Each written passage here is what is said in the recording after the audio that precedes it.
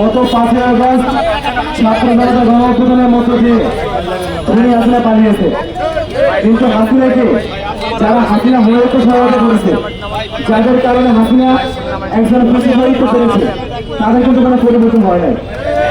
আমরা দেখতে পেয়েছি 5ই আগস্টের পরে সচিবালয় রক্ষণ করে কিন্তু কোনো বড় পরিবর্তন আসে নাই।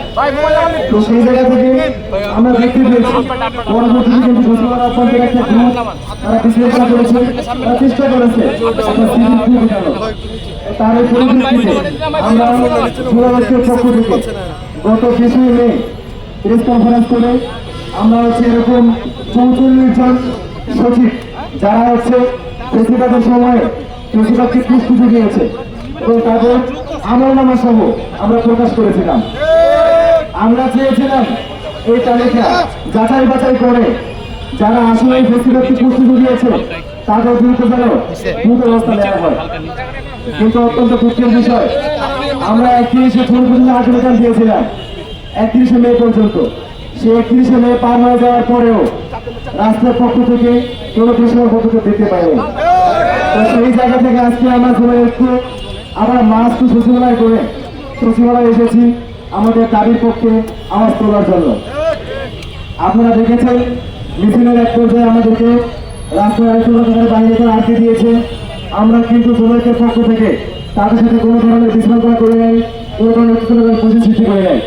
আমরা কিন্তু অত্যন্ত শান্তিপূর্ণ উপায়ে এখানে অবস্থান করে যেখানে 114 জারি করা সেখানে আমরা ঢুকলো মিছিল নিয়ে আমরা আমাদের সংগঠন বাইরে এখানে রেখে আমরা একটা ক্ষুদ্র ক্ষুদ্র দল 5 সদস্যের আমরা ভেতরে গিয়েছি, ভেতরে গিয়ে কথা বলেছি। ভেতরে গিয়ে আমরা সেখানকার মন্ত্রী পরিষদের সচিব ডক্টর শেখ আব্দুল রশিদের কথা বলেছি এবং তাকে আমরা আমার দাবি করে জানিয়েছি পুনরায়। এবং আমাদের যেই তালিকা সচিবদের সেটা আমরা আবার নতুন প্রদান করেছি এবং তার সাথে কথা বলে আমরা নতুন আবার টাইমলাইন দিয়ে দিচ্ছি তাকে। আমরা এই বিষয়ে আমরা ভেতরে গিয়ে কি কথা বলেছি সেই বিষয়ে সংক্ষিপ্ত ব্রিফ করার জন্য আমি অনুরোধ জানাচ্ছি যুবলীগের অন্যতম সংগঠক একতা বাংলাদেশ সংগঠনের প্রতিনিধি প্লাবন সাহেবকে।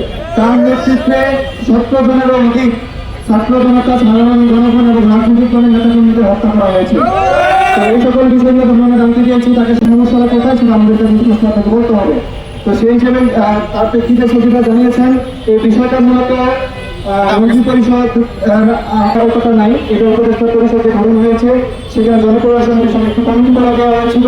সেই কমিটি মূলত সিদ্ধান্ত নিয়ে আগামীতে কি হবে, কারা থাকবে বা কত হবে তার সেই কমিটিতে আছেন উপদেষ্টা রেজওয়ানা আছেন, আপনার গান্ধী আছেন যে দপ্তর, সেই দপ্তরের সচিব হচ্ছেন নাজমুল হাসান। আমরা এই বিষয়টা আমরা করে জানার চেষ্টা করবো কেন এখন পর্যন্ত